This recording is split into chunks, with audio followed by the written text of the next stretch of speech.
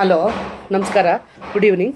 ನನಗೆ ನ್ಯೂಯಾರ್ಕು ಅಂದರೆ out of country, ಯಾರ ಹತ್ರ USA ಹಾಂ, ಅಲ್ಲಿಗೆ ಕೆಲಸ ಮಾಡೋದಕ್ಕೆ, ಮಗು ನೋಡಿಕೊಂಡು ಮನೆ ಕೆಲಸ ಮಾಡೋದಕ್ಕೆ.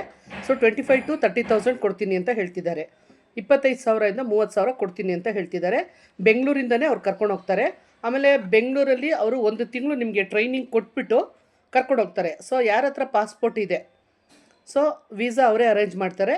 ಅವ್ರು ಕರ್ಕೊಂಡು ಹೋಗೋದು ಜನವರಿಗೆ. ಅಂದರೆ ಇವಾಗಲಿಂದನೇ ಅವರು ಹುಡುಕಿ ಅವ್ರ ಮನೇಲಿ ಇಟ್ಕೊಂಡು ಮಗುನ ಯಾವ ಥರ ನೋಡ್ಕೋಬೇಕು, ಮಗುಗೆ ಫೀಡಿಂಗ್ ಯಾವ ಥರ ಮಾಡಬೇಕು, ಊಟ ಯಾವ ಥರ ಕೊಡಬೇಕು, ಮತ್ತು ನೀವು ಏನೇನು ಕೆಲಸ ಮಾಡಬೇಕಲ್ಲಿ, ಅದ್ರ ಬಗ್ಗೆ ಇಲ್ಲಿ ನಿಮಗೆ 1 ತಿಂಗಳು ಟ್ರೈನಿಂಗ್ ಕೊಡ್ತಾರೆ. 1 ತಿಂಗಳು ಟ್ರೈನಿಂಗ್ ಕೊಡ್ತಾರೆ ಅಂದರೆ ನನಗಿವಾಗ ಬೇಕಾಗಿರೋದು ಡಿಸೆಂಬರಿಂದ. ಸೊ ಯಾರು ಇಂಟ್ರೆಸ್ಟ್ ಇದ್ದೀರಾ, 35ರಿಂದ 45 ವಯಸ್ಸವರೆಗೂ ಓಕೆ. 35ರಿಂದ 45 ವಯಸ್ಸವರೆಗೂ ಕನ್ನಡದವರು ಕನ್ನಡ ಮಾತಾಡಬೇಕು.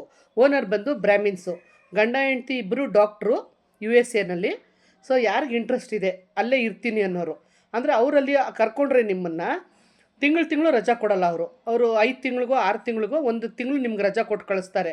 ಸೊ ಯಾರಿಗೆ ಇಂಟ್ರೆಸ್ಟ್ ಇದೆ, ಯಾರ ಹತ್ರ ಪಾಸ್ಪೋರ್ಟ್ ಇದೆ, ನಿಮ್ಮ ಹತ್ರ ಪಾಸ್ಪೋರ್ಟ್ ಇದ್ದರೆ ಅವರು ವೀಸಾ ಮಾಡಿಸ್ಕೊಡ್ತಾರೆ, ಅವರೇ ಕರ್ಕೊಂಡು ಹೋಗ್ತಾರೆ.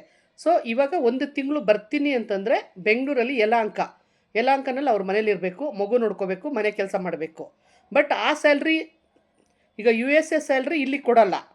1 ತಿಂಗಳು ಇಲ್ಲೇನು ಸ್ಯಾಲ್ರಿ ಬ್ಯಾಂಗ್ಳೂರು ಸ್ಯಾಲ್ರಿ ಇದೆಯೋ ಅದನ್ನು ಕೊಡ್ತಾರೆ. ಬಟ್ ಅಲ್ಲಿಗೆ ಕರ್ಕೊಂಡೋದ್ಮೇಲೆ ನಿಮಗೆ 25,000 to 30,000 ಕೊಡ್ತಾರಂತೆ.